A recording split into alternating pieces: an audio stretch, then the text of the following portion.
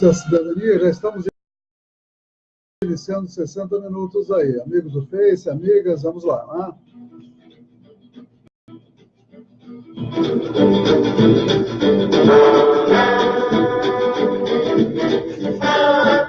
13h12. Muito boa tarde, amigos, amigas da Cidadania FM. Eu sou Ernesto Albuquerque, aqui nos estúdios da Rádio Cidadania FM, no 104.9, Rádio Cidadania, 15 anos no ar. Também você pode acompanhar pela internet, www.radiocidadania.com.br. Aplicativos para celular, também você pode baixar o Radiosnet, também TuneIn e outros aplicativos gratuitamente. E assim acompanhar o nosso som, a nossa imagem no Face, mas o som e a nossa programação nessas alternativas, de modo a poder, em qualquer parte do Brasil e do mundo, ter a programação da Cidadania FM. Um abraço aí para o Paulo Florentino da Silva, que já acessou, né? E mais pessoas estarão acessando, e nós estaremos compartilhando com demais páginas para que mais pessoas possam ouvir as notícias do dia aqui na Cidadania FM. Vamos aos destaques da edição de hoje.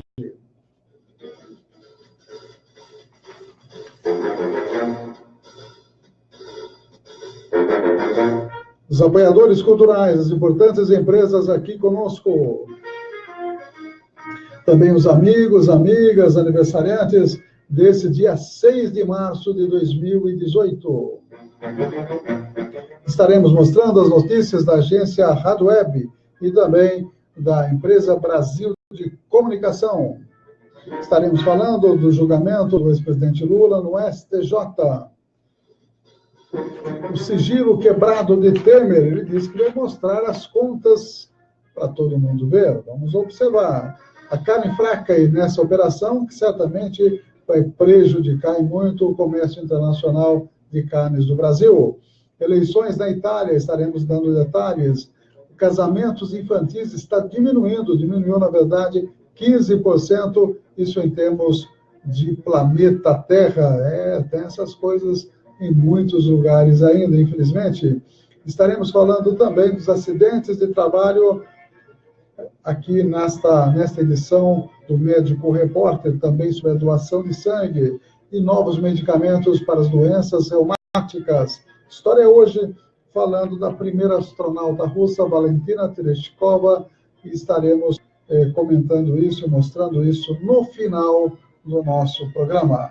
As notícias também da Câmara Municipal. Ontem uma sessão que terminou um pouquinho mais cedo, mas nem por isso deixou de ter coisas muito interessantes. Uma boa tarde a todos e a todas, apoiadores culturais.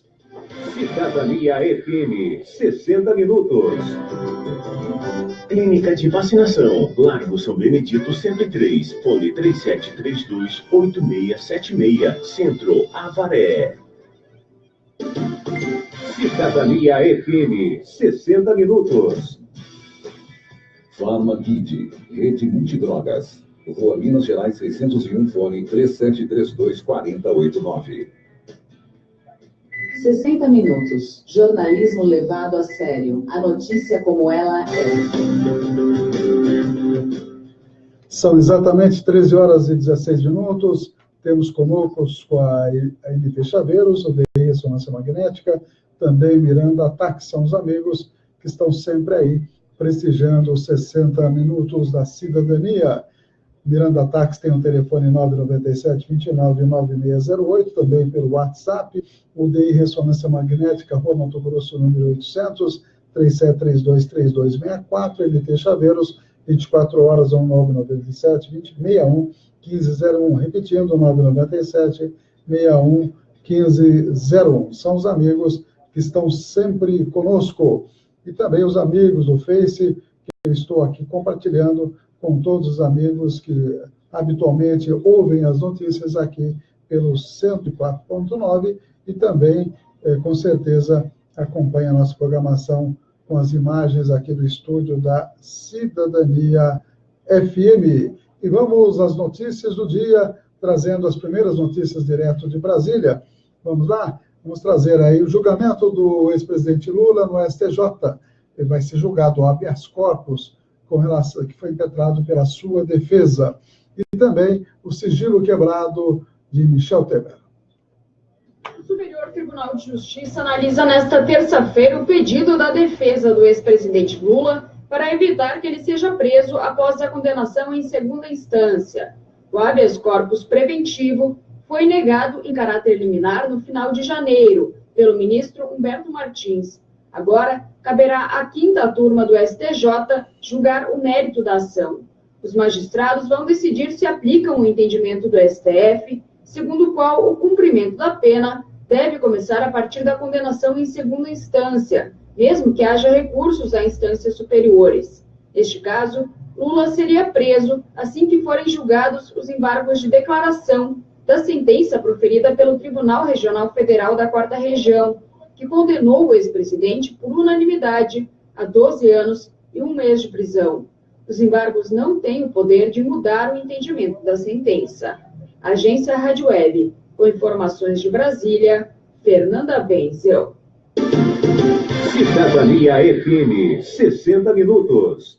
O ministro do Supremo Tribunal Federal, Luiz Roberto Barroso, determinou a quebra do sigilo bancário e fiscal do presidente da República, Michel Temer, segundo a revista Veja. A informação foi divulgada na noite desta segunda-feira e causou perplexidade ao Palácio do Planalto. De imediato, o presidente da República divulgou uma nota informando que todos os dados fiscais, inclusive extratos ao longo dos últimos 5 anos, serão repassados não somente à justiça, mas também à imprensa de forma integral. O ministro da Secretaria de Governo, Carlos Marum, convocou a imprensa às pressas para reafirmar a decisão do presidente. Segundo Marum, a quebra do sigilo fiscal e bancário do presidente da República é de deixar indignado o próprio Temer e seus aliados, que, de acordo com o ministro, têm certeza da inocência do presidente. Revela uma falta de cautela que nos estranha nesse momento. Esse inquérito é como uma investigação com o assassinato de alguém que não morreu. O decreto dos portos não beneficia a Rodrimar. E assim mesmo se estabelece uma celeuma desse tamanho e que resulta numa medida que traz, sim, indignação e até constrangimento do presidente. O presidente Michel Temer é investigado no caso que ficou conhecido como Decreto dos Portos. O Ministério Público investiga se o presidente editou o decreto apenas para beneficiar uma empresa, a Rodrimar, em troca do recebimento de propina. O presidente Michel Temer e a empresa Rodrimar negam as acusações. Além deste caso, Michel Temer também passou a ser investigado em outro inquérito, este ligado à Lava Jato. De acordo com delatores da JBS, o presidente da República teria participado de uma reunião em que a empresa acertou o pagamento de propina ao PMDB. Agência Rádio Web, de Brasília, Yuri Hudson. Jornal 60 Minutos. Com Ernesto Albuquerque. 13 horas e 20 minutos. Interessante a indignação do deputado Carlos Marum, aquele da dancinha, viu? Tudo está no mesmo lugar, graças a Deus, né? Do Benito de Paula. Foi ele que falou uma votação lá e pegou muito mal. E o Benito de Paula descascou o sarrafo em cima dele. Como é que você usa a minha música sem minha autorização? Eu fiz homenagem à minha mãezinha, essa música. Ele ficou bravo, o Benito de Paula, viu? E o Paulo Florentino mandou um recadinho que daqui a pouquinho a gente lê com relação a SP255. Deixa eu mandar um parabéns aqui para os amigos aniversariantes. O doutor Paulo Dias Novaes Filho, o Poio, aniversariando hoje. Parabéns, hein? Um dia depois do André, hein, do meu filho. Parabéns ao Poio. Fernando Teixeira também. E mais o Frank Júnior, que é irmão do Beto Almeida, que foi nosso colaborador durante um bom tempo e deixou umas caricaturas muito legais aí, que ficaram para a história da Rádio Cidadania FM. A Júlia Ferreira Franco aniversaria hoje, a Ana Isabel de Camargo, a Patrícia Brito, o Fábio Jorge, músico, amigo do Antônio Marcos, esteve aqui na rádio, esteve aqui em Avaré, o Sebastião Severino Neto, professor, Paulo Novaes, também aniversariando hoje, Renato Nunes Rosa, O Paulo Novaes apoia, exatamente. O Danilo Pitarelli, o Marcelo Cavinato, lá de Barra Bonita, Almar Aparecida, Tassiane Fileto e Tassiana Pastor, são os amigos e amigas que estão conectados conosco, que são amigos aí da Cidadania FM. 13 horas e 22 minutos, estamos aí mostrando 60 minutos as notícias do dia para vocês. Deixa eu dar uma olhadinha aqui, o Paulo Florentino mandou a seguinte fala aqui para nós, né? Seguinte comentário. Se nós já tentamos acessar a SP255 via Avenida Anápolis, ali ele diz que é terra de ninguém. Obrigado pelo abraço e pela boa transmissão, mas é isso mesmo, viu, Paulo? Inclusive, ontem, alguns comentários foram feitos sobre a SP255 lá na Câmara, inclusive, a questão da falta de iluminação, a questão ali daquela passagem que vai para o Duílio Gambini, pessoas que passam a pé, ou mesmo de carro, ali não tem iluminação, também terminar aí o acabamento da entrada principal da cidade, é outra cobrança que vi lá, entre outras coisas citadas a respeito da SP255. Mandar um abraço para a Marta Muratório, que também acessou nossa página, e o Antônio Brasil, além do Paulo Florentino, além da Renatinha Barros, a Ilza também sempre com a gente, que tem aqui a Jati Iluminação, Fábio Zambellan, Ivanise Riso, Paula Guidotti, Renatinha Barros, são todos amigos aí que estão conectados conosco, além de outros que aos poucos a gente vai citando aí. Um recado da Ilza também, está escrevendo aqui a Ilza, que está aguardando o julgamento do habeas corpus do ex-presidente Lula. Ela faz alguns comentários, aquele que muitas pessoas esqueceram, que fez a transposição do Rio São Francisco, beneficiando milhões de nordestinos, e muito mais coisa que o Lula fez, sem dúvida. Não é à toa que Lula está na frente das pesquisas. Se vai ser candidato ou não, é outra história. E as pesquisas eleitorais, inclusive a imagem, comparados com outros políticos, a rejeição tem diminuído e os dos demais políticos têm aumentado. Então, nós não sabemos o que vai acontecer, viu, Titonelli, neste ano de 2018. Ano da graça de 2018, é ano de eleição, ano de Copa do Mundo. Então, a eleição é uma incógnita.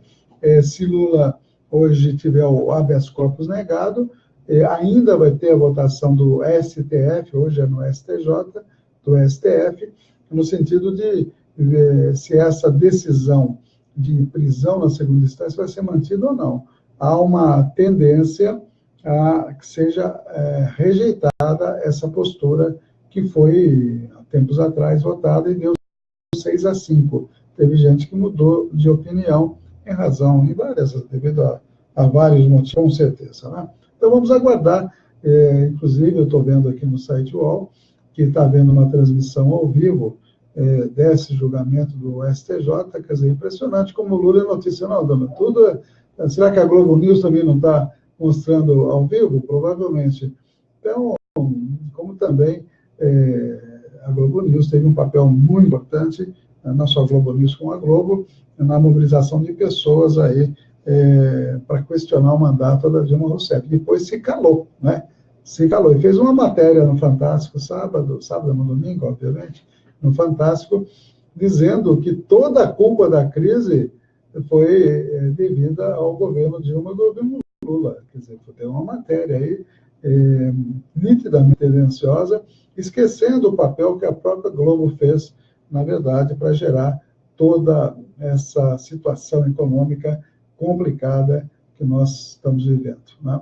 Aprovação do governo fica em 4,3% após a eleição. Olha, o governo Temer está com 4% de aprovação. Quando o Dilma tinha 10, 11, o pessoal fala, o presidente não pode ficar com tão baixa aprovação. E agora, Temer tem 4,3%, e as mesmas pessoas que diziam aqui Dilma não dizem agora. São detalhes aí que a gente gosta de comentar para justamente perceber certas incoerências que estão aí aos olhos de muita gente, e muita gente não vê ou prefere não ver ou analisar dessa maneira. São 13 horas e 27 minutos. E obrigado a Silvia Beltrame e o Giovanni Antonângelo, que também acessaram as nossas páginas. Vamos dar mais uma olhadinha em matérias direto de Brasília. A Operação Carne Fraca está em pleno desenvolvimento. A BRF foi mais uma vez afetada e está preocupada aí com a situação daqui para frente. E as eleições da Itália e as repercussões para formar um novo governo lá na Itália. Vamos lá. O ministro da Agricultura, Blairo Maggi, gravou um vídeo nesta segunda-feira em que tranquiliza os consumidores em relação às suspeitas de fraude levantadas pela terceira fase da Operação Carne Fraca. Segundo a Polícia Federal, produtos da BRF tinham os laudos de exames fraudados para esconder a presença da bactéria Salmonella. Blairo Maggi reiterou que o Ministério vem colaborando com as investigações e que o consumo dos produtos não oferece risco à saúde. Posso garantir à população brasileira de que não há nenhum risco no consumo de carnes de aves produzidas por qualquer uma das empresas citadas ou não. Até porque o problema aqui discutido é o problema de salmonela, e como todos nós sabemos, salmonela ela desaparece quando cozida ou quando frita uma carne a 60 graus. Portanto, isso não há qualquer problema. O ministro lembrou ainda que as fraudes tinham por objetivo garantir a exportação de carne para 12 países que, ao contrário do Brasil, têm restrições à salmonela.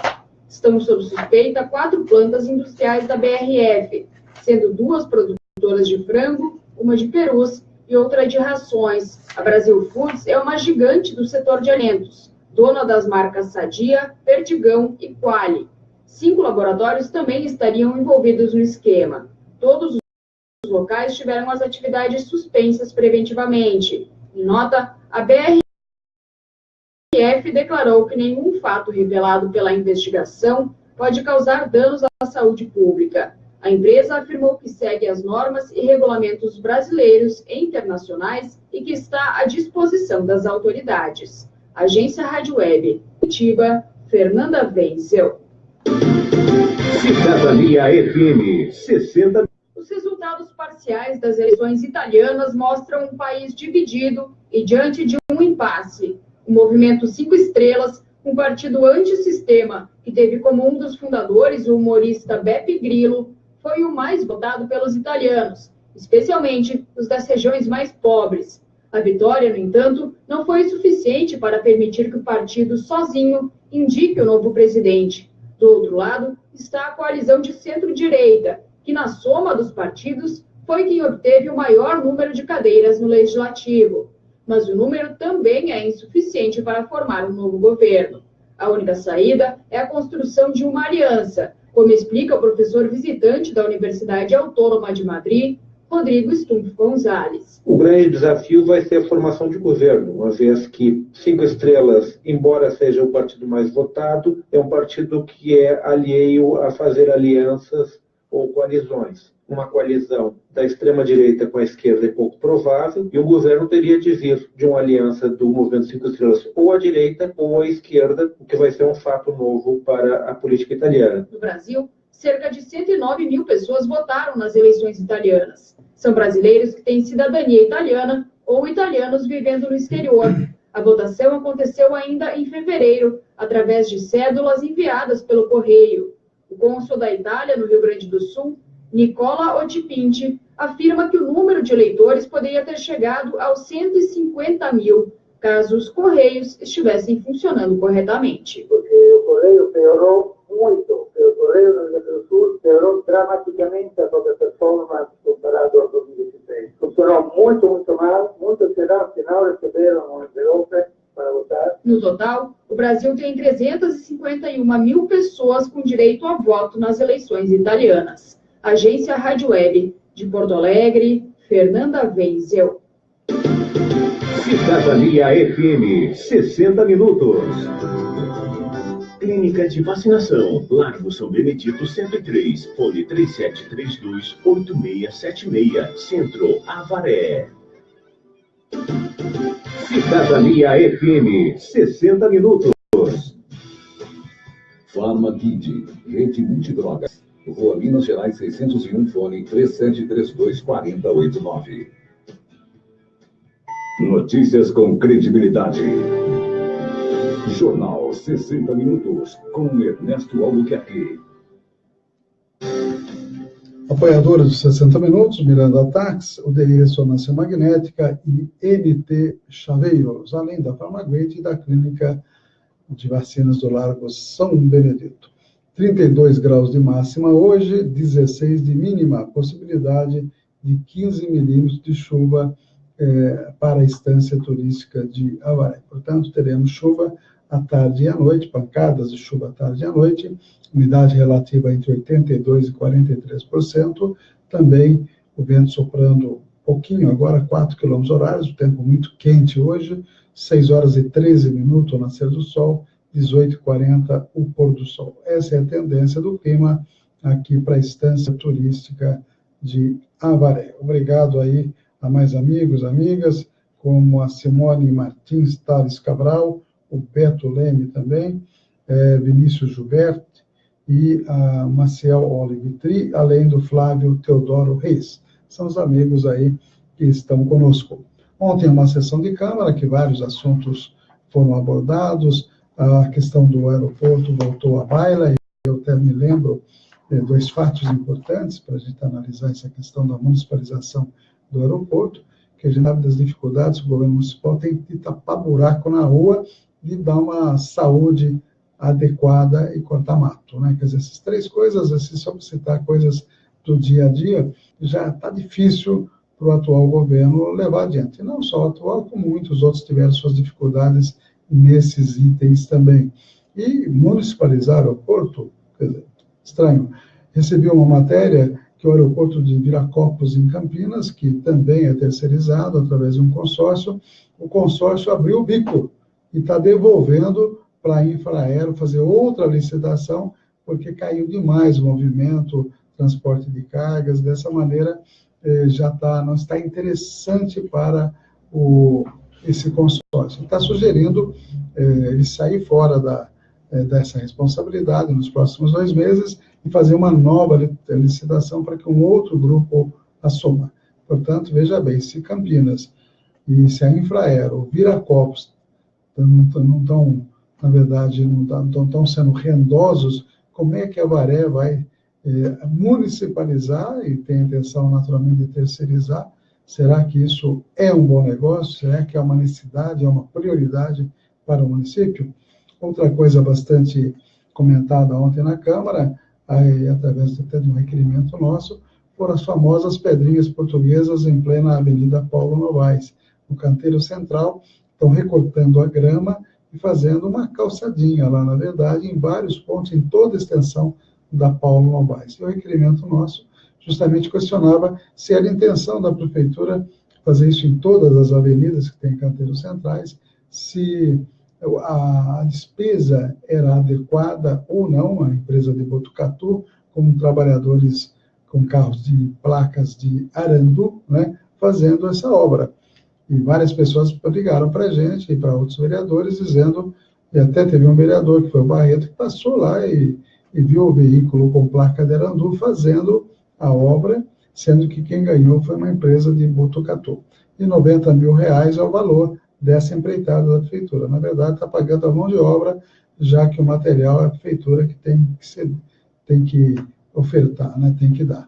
Então, veja bem, quer dizer, numa cidade que nós temos todos os problemas, que não consegue dar sequer aumento de salário para o servidor, fica o executivo fazendo essas pequenas obras sem muita efetividade e de gosto estético bastante duvidoso, né? Eu chamei de feia essa decisão eu acho que na minha opinião, é mais bonito o verde, viu, Titonelli? E não sou palmeirense, hein?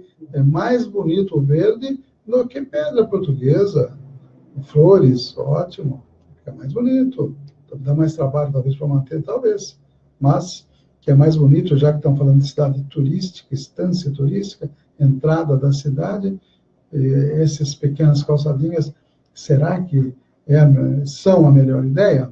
Eu tenho minhas dúvidas. Sou a favor do verde, viu, Tidonara, mas não do Palmeiras. E outra coisa também, bastante comentada ontem, foi a questão, nós apresentamos, inclusive íamos apresentar um vídeo, em que nós perguntamos para o secretário da da Fazenda a respeito do aumento salarial. Isso interessa a você, viu, dona Maria? Aumento, ele falou simplesmente assim, até maio não tem jeito. Não tem nenhuma opção de aumentar, nem dar inflação para ninguém, nem repor a inflação, muito menos dar aumento. A partir daí nós vamos ver como vai estar o comprometimento da folha de pagamento em relação à receita. Hoje está em 52,4. Então, se continuar acima de 49, uns quebradinhos aí, simplesmente a prefeitura não tem como dar nenhum reajuste, nem repor a inflação. E a perspectiva disso, uma das coisas que o próprio Tamar argumentou, foi que para cair o limite prudencial, estavam querendo privatizar, terceirizar a coleta do lixo para tentar sobrar cortar, enfim, as horas extras dos trabalhadores, né? E dessa maneira conseguir atingir um percentual abaixo do limite prudencial, que eu acho uma maluquice. Até quando foi falado esse argumento, eu falei, mas está parecendo a reforma da Previdência do Temer, que é, na verdade, prejudicar os pequenininhos, deixar os grandões de fora? Mais ou menos isso, quer dizer, é um absurdo imaginar que cortando gratificação, ou eventualmente salubridade, ou eventualmente também as horas extras dos coletores, vai conseguir reduzir o limite prudencial. Quer dizer, essa é uma história que não cola, né? Então, na impressão que ficou e no que foi dito, realmente não teremos possibilidade de aumento nos próximos meses, talvez o ano todo, nem reposição inflacionária, se o governo não tiver um norte, um objetivo de planejamento muito claro, porque quando o limite prudencial está comprometido do jeito que está hoje, ou você aumenta a receita ou reduz despesa. Como é que vai reduzir despesa se fica fazendo pedrinha portuguesa, se fica fazendo festas que às vezes não deveriam ser feitas, gastos desnecessários, municipalização do aeroporto? Quer dizer, pera lá, qual é o foco do governo? Né? Esse é o questionamento que a gente faz. E houve várias disputas, né? Vários debates lá com os vereadores da base, né? Alguns vereadores até meio exaltados, e nós colocamos uma música ontem que nós chamamos de tema do musical dos buracos da cidade, né? É uma música sertaneja bem interessante que reclama do prefeito, obviamente não foi feito para Avaré, mas reflete bem o caos que está a cidade de Avaré, principalmente no quesito buraco de rua. E não é de hoje, e não se vislumbra uma solução tão imediata, embora o governo está dizendo que agora sim vai tapar todos os buracos. E a gente até disse isso, tomara que realmente tape, porque a gente quer ver a cidade mais bonita, a cidade mais funcional, e os moradores mais contentes com a cidade. Aliás, tem um morador que escreveu aí na rede social, né, pedindo que o prefeito se demita, né, que renuncie, na verdade. Né? Tem até aqui a matéria, está no Avaré Urgente, deixa eu só localizar aqui, está aqui, dá uma olhadinha, só abrindo essa matéria, Avaré Urgente diz em manchete em carta aberta, munícipe pede que Jô Silvestre renuncie ao mandato. Quem disse isso foi o munícipe Sérgio Vasquez, que publicou uma carta aberta em rede social, fazendo várias críticas ao prefeito atual. Ele chega a pedir que o chefe do executivo renuncie ao mandato. A opinião dele, naturalmente. O internauta chega a pedir, então, que deixe a vice-prefeita assumir, que é a irmã dele, né, assumir o governo. Se ele renunciar, obviamente, teria que ser a vice-prefeita. Diz aqui, e fala coisas duras aí contra o prefeito, hein? E cita, nem vou ler a carta inteira, que ela é bastante incisiva, né? Ele termina dizendo que esse cidadão, Sérgio Vasquez, não votou nem no prefeito, nem no pai, mas posso reclamar, pois pago os impostos para você não fazer nada, disse ele. Renuncie e deixe a irmã tentar fazer o mesmo que seu pai fez. Ele até elogia o pai, embora evite falar a que custos que fazia as obras. Né? Então, é uma carta até de um certo desalento de quem mora na cidade, fala até que pensa em mudar da cidade, tá, né? E tem essa intenção, e faz uma crítica. Essa carta foi citada ontem também, lá na Câmara, por um vereador. São 13 horas e 42 minutos. Funcionários da Prefeitura não deverão ter reajuste em 2018. A matéria do Avaré Urgente, certamente baseada nas afirmações feitas ontem lá na Câmara Municipal, com direito a tema musical sobre o book também. O prefeito teria revelado que pagou horas extras indevidamente. Isso foi frase da Maria Alba, que disse em sua manifestação ontem na Câmara Municipal. São notícias aqui da cidade, certamente notícias que aconteceram ontem lá na Câmara Municipal, que teve vários projetos, praticamente todos os projetos das secretarias e também alguns projetos da cultura, que foram todos eles pedindo vistas para melhores estudos, né, com relação à secretaria e também com relação a esses projetos da cultura.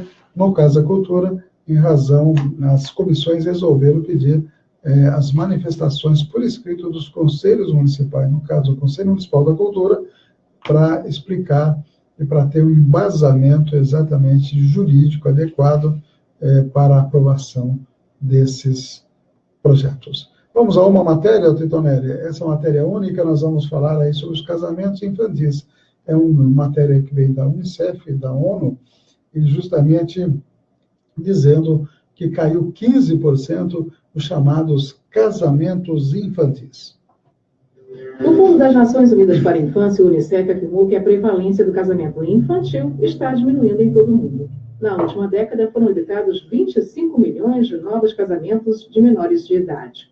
A agência da ONU informou que a proporção de mulheres que se casam enquanto crianças diminuiu 15% na última década, descendo de 1 em cada 4 meninas para aproximadamente 1 em cada 5. A maior queda aconteceu no sul da Ásia, onde caiu quase um terço. Há 10 anos, quase metade das meninas dessa região se casavam antes dos 18 anos. Agora são cerca de 30%. Por outro lado, cresceu o peso global da África subsaariana. De todas as noivas mirins, cerca de 1 em cada 3 mora nessa região. Há 10 anos, eram apenas 1 em cada 5. Apesar disso, houve progresso no continente africano. Na Nigéria, por exemplo, a prática reduziu-se em quase um terço. O Unicef diz que as razões da mudança são o aumento das taxas de educação, os investimentos do governo em adolescentes e em campanhas públicas sobre a ilegalidade do casamento infantil e seus danos. A conselheira principal para questões de gênero do Unicef, Andy Malhotra, explicou que uma menina que é forçada a se casar enfrenta consequências imediatas ao longo de toda a vida. Segundo ela, as meninas têm menos possibilidades de terminar a escola e mais probabilidades de serem vítimas de abuso, de sofrerem complicações durante a gravidez e de continuarem ciclos de pobreza por várias gerações. Da ONU News, em parceria com a agência Rádio Web, Mônica Grayle. Cidadania FM, 60 minutos. Clínica de Vacinação, Largo São Benedito 103, fone 3732-8676, Centro, Avaré. Cidadania FM, 60 minutos. Farmaguide, rede multidrogas. Rua Minas Gerais 601, fone 3732-4089. 60 minutos. Jornalismo levado a sério. A notícia como ela é. 13h46, mais pessoas acessando, além do Beto Leme, a Nilda de Moura Leite também, Alda Miriam, Toninha de Ângela, Delza Paula, são todos amigos, amigas que estão conosco aí, além daqueles que nós já mandamos um amplexo. Amplexo é bonito, hein? Um abraço aí, né, para todos aí. Aquele, como diria o Gilberto Gil, aquele amplexo, né, naquela música, né, aquele abraço. É isso aí. Temos também uma informação aqui, ontem nós comentamos sobre isso, e o Marcelinho reproduziu no Avaré Urgente, a respeito da informação dada pelo secretário de Fazenda, Itamar, quando nós o interrogamos na audiência pública da gestão fiscal, dizendo que a prefeitura está assinalando a possibilidade de fazer um novo geoprocessamento para promover aumento de impostos para aumentar a arrecadação. É o famoso aviãozinho que vereadores da situação sempre fazem crítica ao governo apoio, né? Foi feito e para justamente a finalidade de fazer uma cobrança mais justa, mais correta de impostos. E esse vereador da situação, que toca muito nesse assunto, certamente não vai gostar quando souber que eu comentei ontem lá, que o Itamar Araújo disse que o governo atual está pensando em fazer um outro aviãozinho passando pela cidade, que é o chamado geoprocessamento ou aerofotogrametria, para justamente ter uma ideia das casas da cidade para fazer aí uma cobrança justa ou mais justa de impostos. Não deixa de ser aumento de impostos, né? Vamos ver como é que vai se postar esse vereador, que é bastante crítico do governo anterior, por ter feito, aliás, são 2 vereadores até, né? Por ter feito ter gasto um determinado valor para o tal de aviãozinho sobrevoar a cidade, como é dito por eles, na verdade. 13h48, temos mais informações, já estamos perto do final aí, mas vamos passar as manchetes, né? Essa matéria aqui da internet, que critica Jô Silvestre, também é relatada aqui no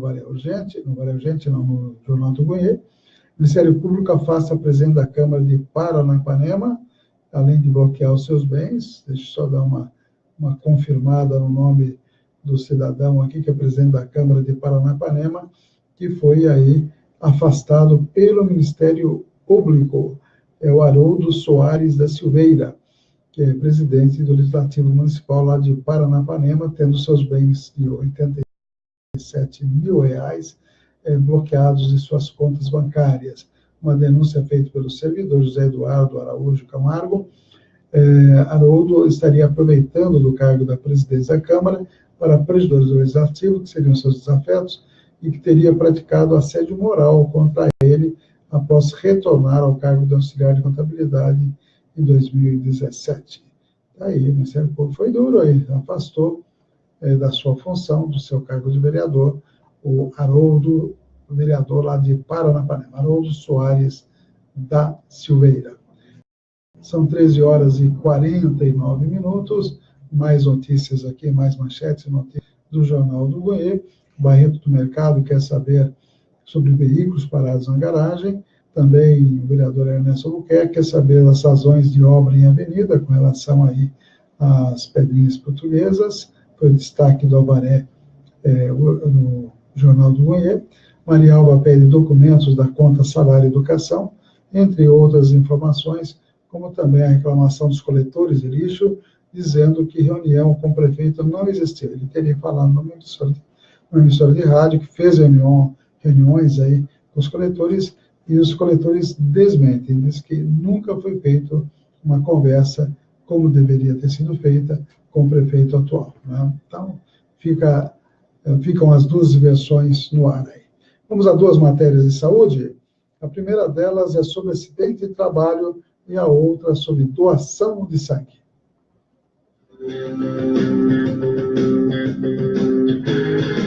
Médico Repórter, a informação precisa de quem entende do assunto. O Brasil gastou entre 2012 e 2017 26 bilhões de reais com despesas previdenciárias relacionadas a acidentes de trabalho. É o que revelam dados atualizados do Observatório Digital de Saúde e Segurança no Trabalho, divulgados nesta segunda-feira.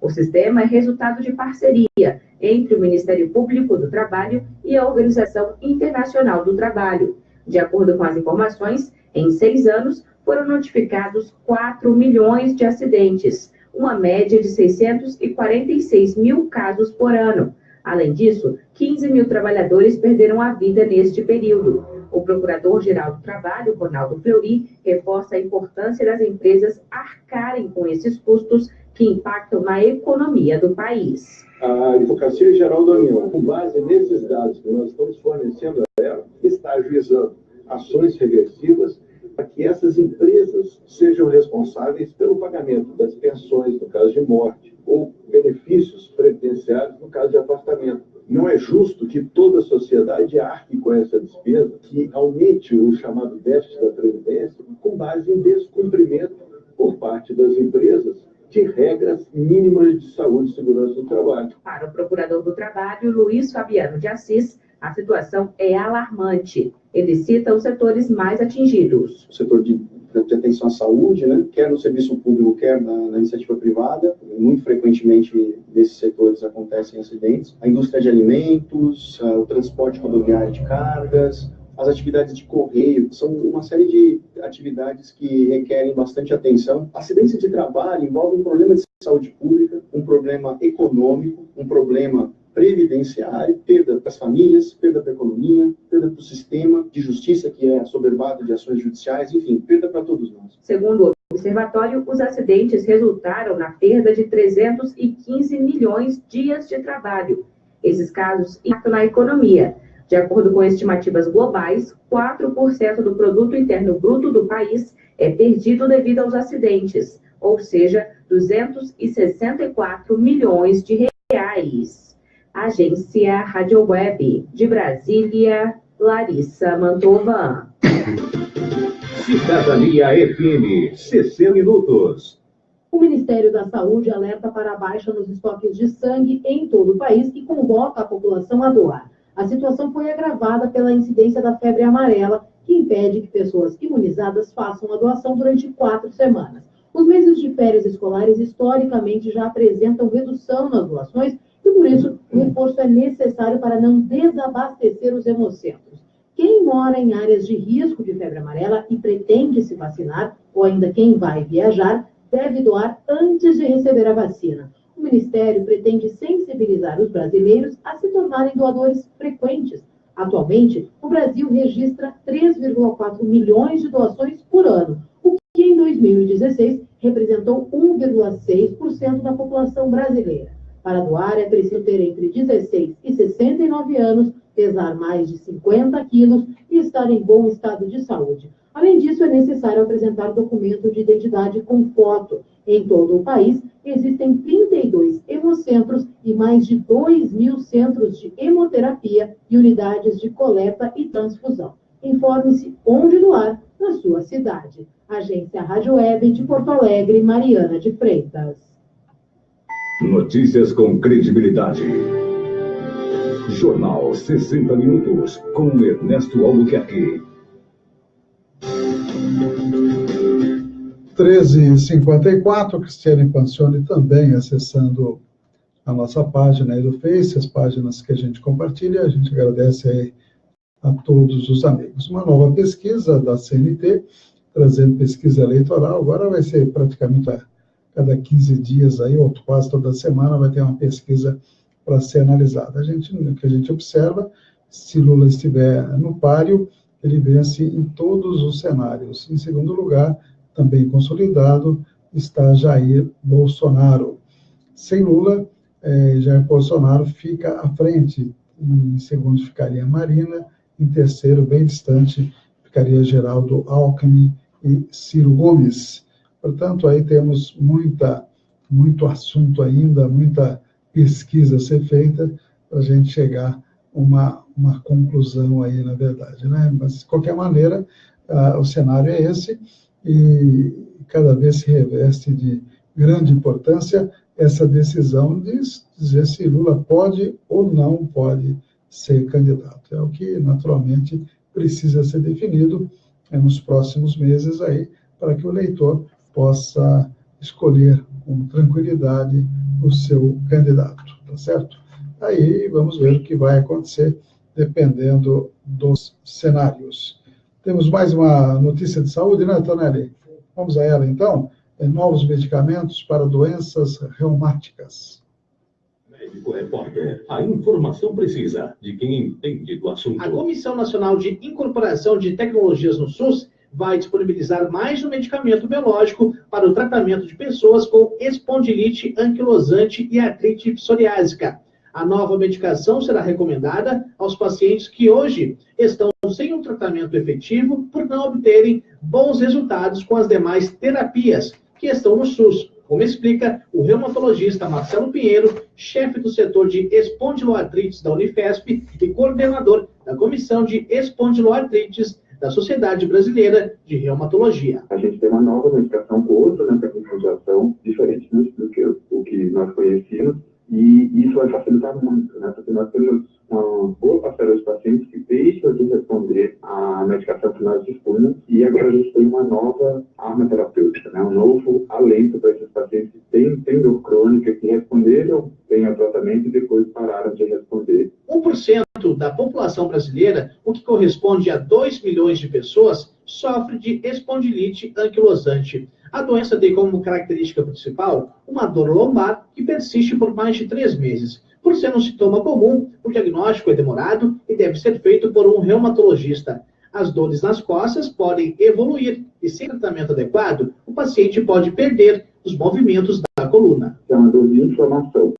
É aquela dor que piora quando você faz repouso. Então, a dor tradicional nas costas, a lombalgia crônica ou a dor ciática, que é muito frequente, ela melhora com repouso. A dor da espondilite, ela piora com esse repouso. Então, o paciente acorda à noite por dor e, quando ele faz movimento, ele melhora essa dor. Marcelo Pinheiro também detalha a artrite psoriásica, uma doença crônica, inflamatória, que afeta tanto as articulações quanto a pele. É por questão de dor e inchaço das articulações ou dos tendões. E ela também pode acometer a coluna, tipo a espondilite. Então, diante de um paciente que tem a psoríase e começa a apresentar dor, ele deve procurar o reumatologista para saber se está tendo um envolvimento articular da psoríase. O governo tem até 180 dias para disponibilizar a medicação e é necessária a prescrição de um reumatologista. O medicamento incorporado pelo SUS ainda pode gerar menor custo para o governo quando comparado às demais terapias biológicas atualmente disponíveis. Agência Rádio Web, São Paulo, Leno Falck. Notícias com credibilidade. Jornal 60 Minutos, com Ernesto Albuquerque. 13 horas e 59 minutos, última matéria de hoje. Nós vamos falar aí sobre a primeira astronauta russa dentro de História Hoje, que foi lançada em órbita, é a Valentina Tereshkov. Uma boa tarde a todos, tenham uma excelente terça-feira, amanhã a gente volta com mais notícias. Até lá. 60 minutos. Jornalismo levado a sério. A notícia como ela é. Aos amigos do Facebook aí, um abraço para vocês, a todos os amigos, amigas. Amanhã a gente volta com mais notícias, maiores informações, tá bom? Um abraço.